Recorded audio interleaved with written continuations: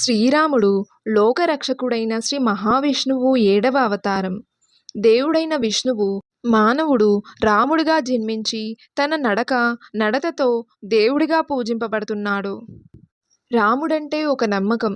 అటువంటి రామయ్య జన్మదినోత్సవాన్ని ఆ సేతు హిమాచలం ఎంతో ఘనంగా జరుపుకుంటుంది.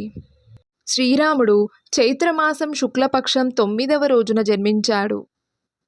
అందుకే ప్రతి సంవత్సరం చైత్రమాసం 9వ రోజున శ్రీరామనవమి పండుగను జరుపుకుంటారు. శ్రీరాముడి ఆశీస్సులు పొందడానికి శ్రీరామనవమి రోజు అత్యంత పవిత్రమైనదిగా పరిగణించబడుతుంది. ఈ రోజున భక్తులు రాముడికి ప్రత్యేక పూజలు చేస్తారు.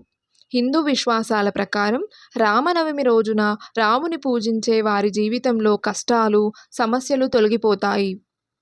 రాముని కృపని పొందుతారు. అటువంటి పరిస్థితిలో 2025 సంవత్సరంలో రామనవమి పండుగను ఎప్పుడు జరుపుకుంటారు, పూజా విధానం, ప్రాముఖ్యత ఏంటనేది ఈ వీడియోలో మనం తెలుసుకుందాం. ఈ సంవత్సరం శ్రీరామనవమి ఎప్పుడంటే హిందూ క్యాలెండర్ ప్రకారం చైత్రమాసంలోని శుక్లపక్ష నవమి తిథి ఏప్రిల్ 5 సాయంత్రం 7:26 ప్రారంభమవుతుంది. ఈ తిథి మరుసటి రోజు ఏప్రిల్ 6న సాయంత్రం 7:22 ముగుస్తుంది. హిందూ మతంలో ఉదయ తిథిని పరిగణలోకి తీసుకుంటారు కనుక ఉదయ తిథి ప్రకారం ఈసారి శ్రీరామనవమి 2025 ఏప్రిల్ 6న జరుపుకుంటారు. శ్రీరామనవమి పూజా విధానం.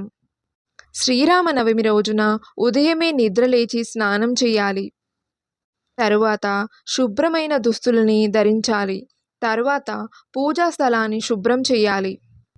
ఒక స్టూల్ మీద గుడ్డను పరిచి దానిపై రాముడి విగ్రహం లేదా చిత్రపటాన్ని ఉంచాలి. గంగాజలం, పంచామృతం, పువ్వులు మొదలైనవి రాముడికి సమర్పించాలి. దేవుడికి పసుపు పండ్లు, చలిమిడి, పానకం, వడపప్పుని నైవేద్యంగా సమర్పించాలి.